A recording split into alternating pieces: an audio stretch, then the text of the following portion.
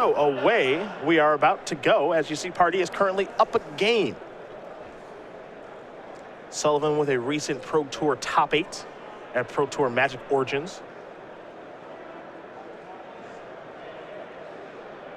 Adrian, as we know, has had to change his game style a little bit. No more of turning those lands towards you, but you can't stop him from playing the basic lands he wants to play. Yep.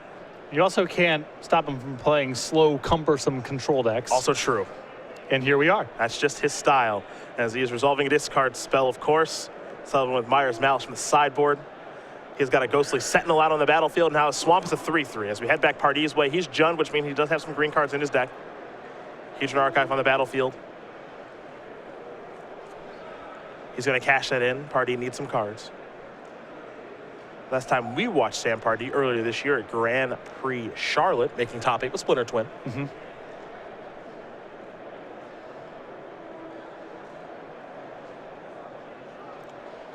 Looks like a Fertile Thicket, perhaps, and now a Radiant Flames. Nice turn. Yeah. I was about to say this is a lot of spinning of the tires here, but capping this off with Radiant Flames, clearing out Sullivan's board. And having something left behind there. Very nice turn. Indeed. Sullivan will draw. Now, Adrian does have quite a few cards in his hand, so you have to imagine he's got something, and there's an Eldrazi. I believe that's Deathless Behemoth. You are correct, sir. It's a fun little pick the Eldrazi game. Deathless Behemoth is dead now, by the way, thanks to a Stone Fury. In comes Pardee again. Back to Sullivan we're going to go.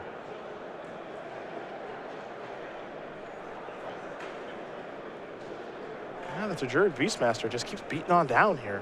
Does Adrian have an answer? He is in white, so you could imagine Sheer Drop would do a nice job of taking care of the problem.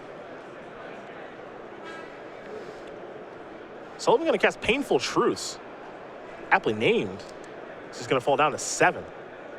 Imagine if he's doing this, he has some...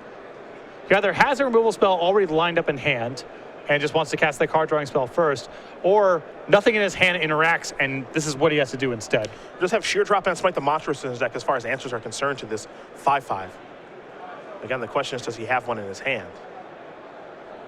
That is a Stonehaven Medic. Evolving Wilds past the turn back. Beatdowns. Will Sullivan block? The answer is yes. Now the follow-up is the very powerful Plated Crusher. Good once it's in play. Yeah. Evolving Wild's going to get sacrificed by Sullivan on the end step. Trample Hexproof. This is a odd card because for 7 mana it doesn't brawl as well as a lot of the Eldrazi's do, but Hexproof can randomly be a big game. Yep. So now Sullivan's got 2 problems. Pardee with a card left in hand, but Sullivan might need some sort of mass removal effect. And, well, speak of the devil, and it shall appear. It is Planner Outburst, and it has been awoken. So a 4/4 is left over. Isn't this the most Adrian deck you've ever seen? I imagine it's exactly what he wants to be doing. Yeah. It's very controlling, and it's not much of a surprise. Pardee able to refuel Kozilek's Channeler, Lifespring Druid, pass the turn back. He's out of cards. Sullivan gonna play a Sanctuary Bridge. Or a Sandstone Bridge, pardon me.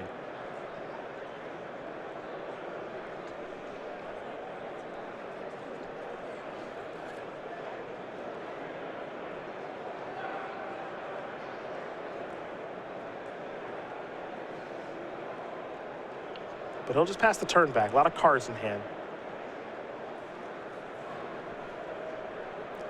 For those of you wondering, no copies of Rolling Thunder in Pardee's list. Okay, that's an out in this situation. Be the easiest way to steal this one.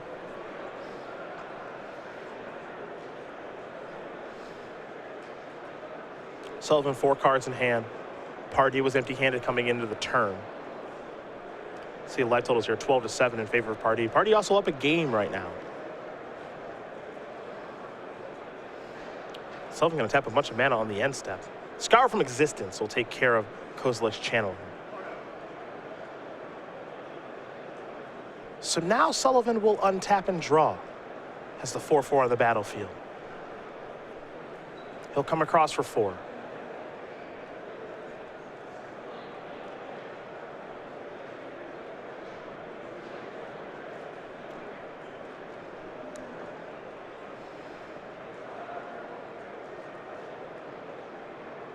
Pardee weighing a block here.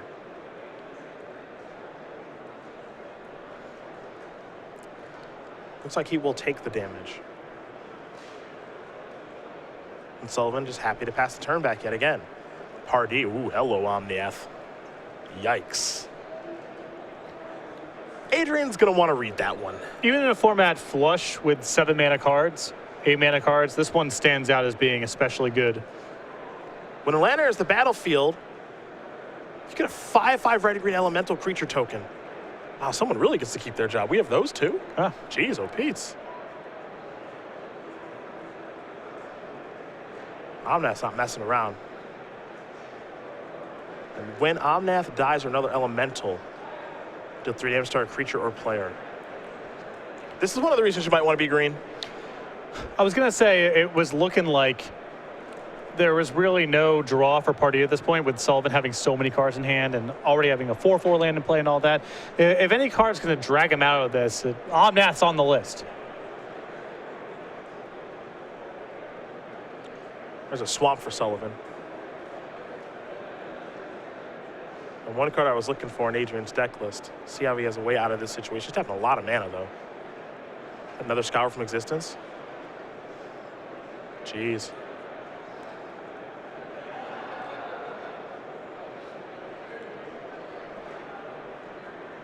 Timely. Boarded the second one in, by the way.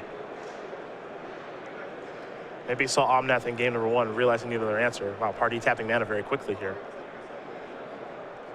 Curious as to what Sam may have found. Aha. It's a Demon's Grasp. That'll take care of the land. And now here comes an attack. Sullivan needs help. Yes, he does. Pardee barely hanging on. After that planar outburst, I thought this game was about done. Me too. And at that stage, Sullivan needed planar outburst. Yes. So I figured that was going to allow him to come back. Now he's got things to do. Wavewing Elemental and a Mindraker, pass the turn back.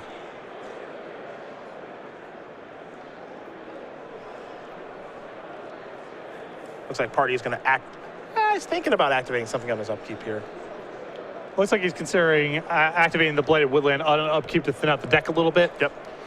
Just depends if there's any big spell in his deck left to draw. It's prohibitive if he sacrifices first. He's down some mana on his turn, so he's got to think about what can I actually draw at this point. If he thinks like it doesn't affect anything. Well, that draw's not bad. Yeah, that's a fine draw. Now we can use the Woodland and turn thin out the deck. Yeah. The draw that turn was a Tajuru Stalwart, so it's a 3/4, thanks to Converge.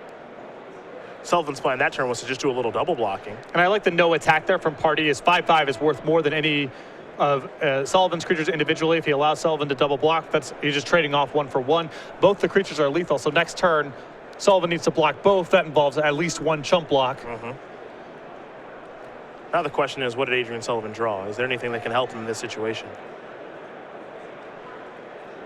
Sullivan going to come across here in the red zone. If he's got a chump blocker or a removal spell, he can try to win the game over 2 turns. Yep.